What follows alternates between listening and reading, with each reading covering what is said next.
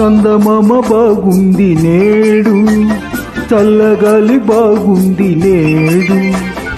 ఏముంది ఇంకా ఏముంది, అది అంతే కదా ఏనాడు. చందమామ బాగుంది నేడు.